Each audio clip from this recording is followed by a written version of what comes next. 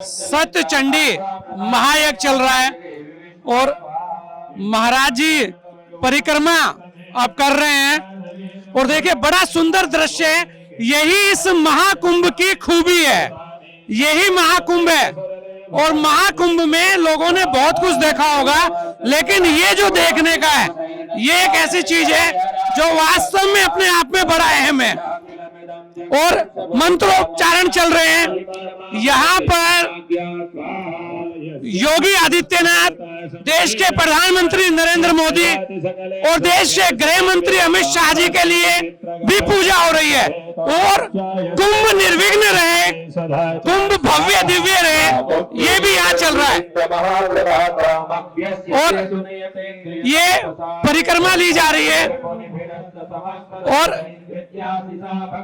महाकुंभ का ये बहुत ही खूबसूरत दृश्य है जो लोगों को देखना चाहिए। हमारी परंपरा, हमारी संस्कृति वो यही है।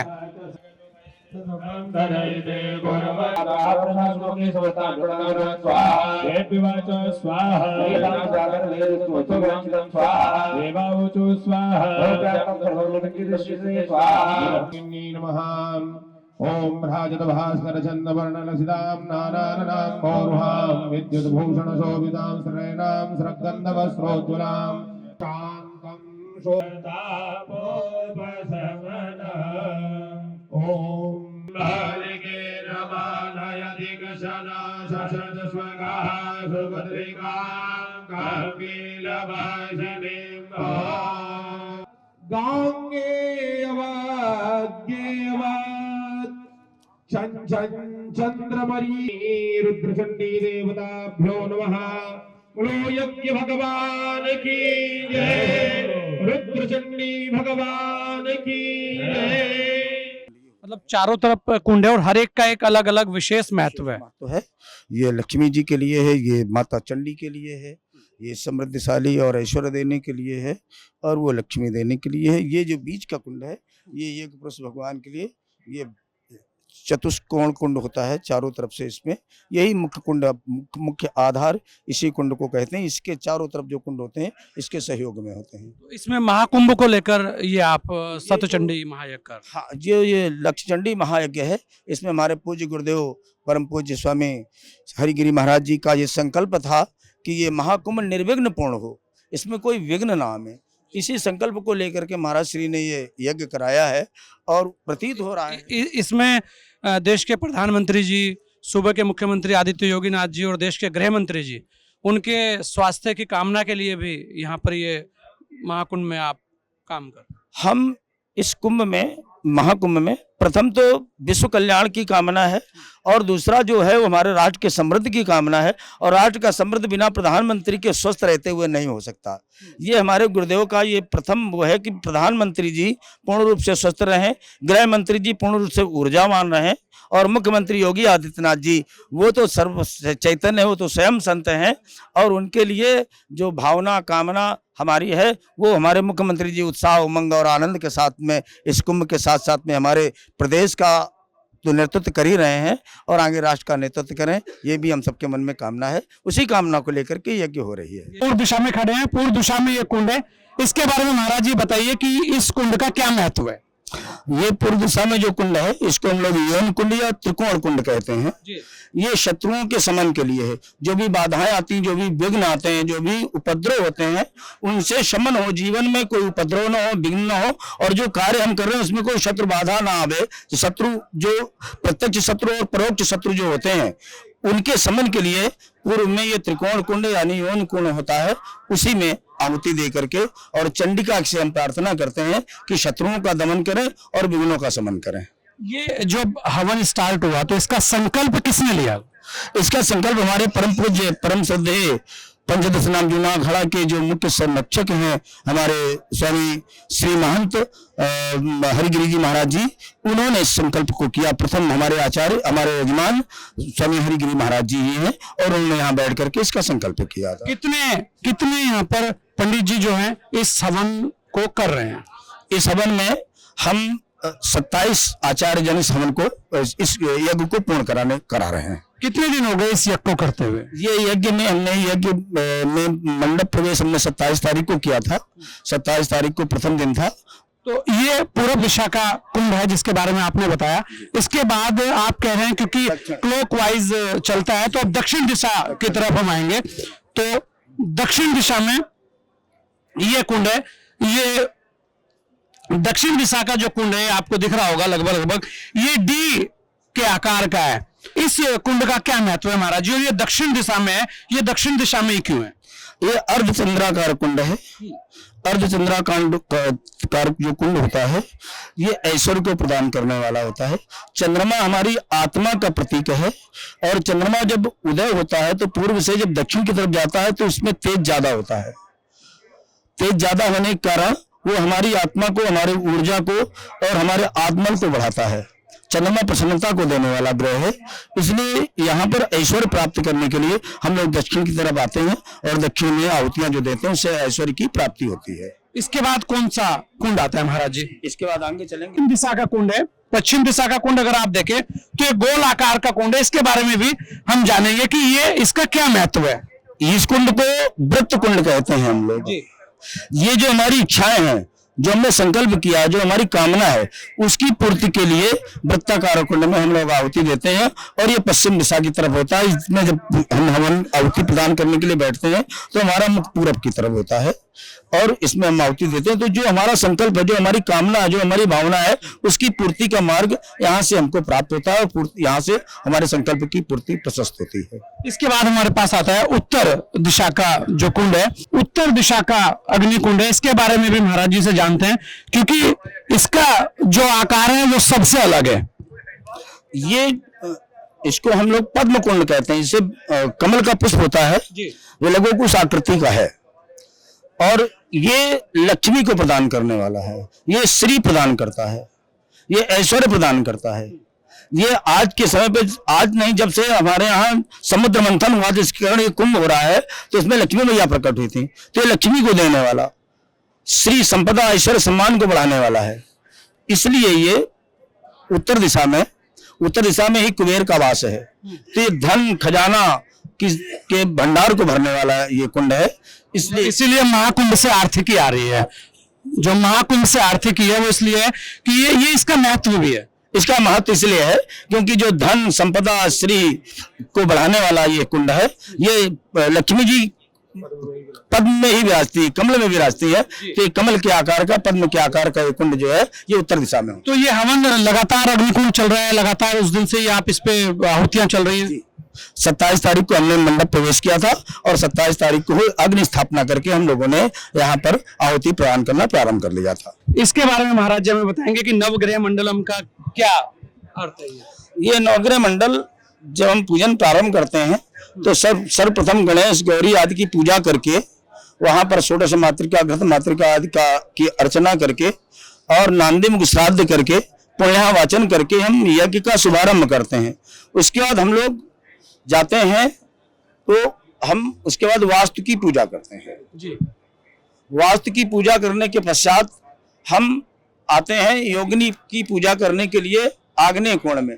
वहां पर आकर के उस कोने में वहां पर हम योगिनी की पूजा करने के पश्चात हम पहुंच जाते हैं क्षेत्रपाल की पूजा करने के लिए। और क्षेत्रपाल की पूजा करने के पश्चात जब अग्नि स्थापना करनी होती है तो अग्नि स्थापना के लिए हम लोग अरणि मंथन करते हैं।